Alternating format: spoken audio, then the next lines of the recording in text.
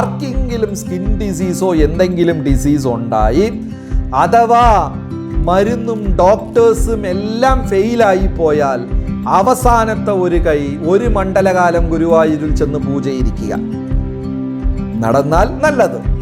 അപ്പൊ ഇവിടെ ജനമേജയന്റെ അടുത്ത് എല്ലാവരും പറഞ്ഞു, പോയി പൂജയിരിക്കാൻ, ഒരു മണ്ഡലകാലം പൂജയിരിക്കാൻ, നിങ്ങളുടെ കുഷ്ഠരോഗം മാറിക്കിട്ടും. അപ്പൊ ജനമേജയൻ എന്ത് ചെയ്തു? ദിവസം ഗുരുവായൂർ തന്നെ താമസിച്ച അവിടുത്തെ കുളത്തിൽ കുളിച്ച് അമ്പലത്തിൽ നിന്ന് കിട്ടുന്ന ഭക്ഷണവും കഴിച്ച് ഭാഗവതം, രാമായണം, പുരാണങ്ങൾ ഇതിങ്ങനെ കേട്ടുകൊണ്ടേയിരിക്കുകയാണ്.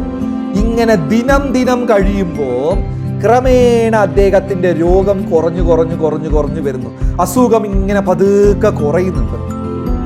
ഒരു ദിവസം ആചാര്യന്മാർ ഭഗവത്ഗീത വിശദീകരിക്കുന്നുണ്ടായിരുന്നു, മഹാഭാരത യുദ്ധം വിശദീകരിക്കുന്നുണ്ടായിരുന്നു.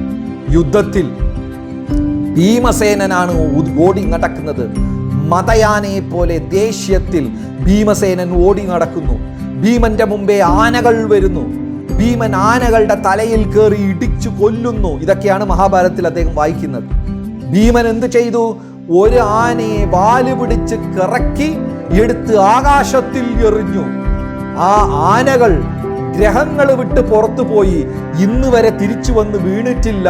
അത് ഇപ്പോഴും തിരിച്ചു വന്നുകൊണ്ടിരിക്കുകയാണ്. ഇതൊക്കെ വായിച്ചു. അപ്പൊ ആചാര്യന്മാരെടുത്ത് ജനമേജയം പറഞ്ഞു, ഋഷിമാരെ, ഈ കഥ പറയുന്നതിന് ഒരു കയ്യും കണക്കും വേണ്ടേ? ചുമ്മാ എന്ത് വേണമെങ്കിലും പറയാൻ പറ്റും.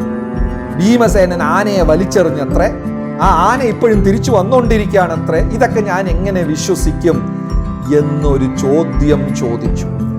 ജനമേജയൻ ചോദ്യം ചോദിച്ച അടുത്ത നിമിഷം ഭീമാകാരമായ ഒരു ആന ഭയാനകമായ ശബ്ദത്തോട് ജനമേജയന്റെ മുമ്പേ വന്ന് വീണു.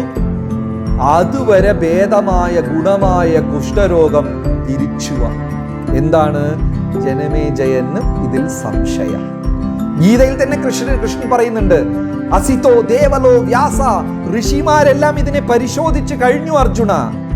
അസിതൻ, ദേവലൻ, വ്യാസൻ, നാരദൻ, ജനക മഹാരാജാവ് എല്ലാവരും ഞാൻ പറയുന്ന കാര്യത്തിനെ പലവട്ടം പരിശോധിച്ചു കഴിഞ്ഞു. നീ പ്രത്യേകിച്ച് പരിശോധിക്കേണ്ട കാര്യമില്ല, ഇതിനെ വിശ്വസിക്കുക. This is A proved theory.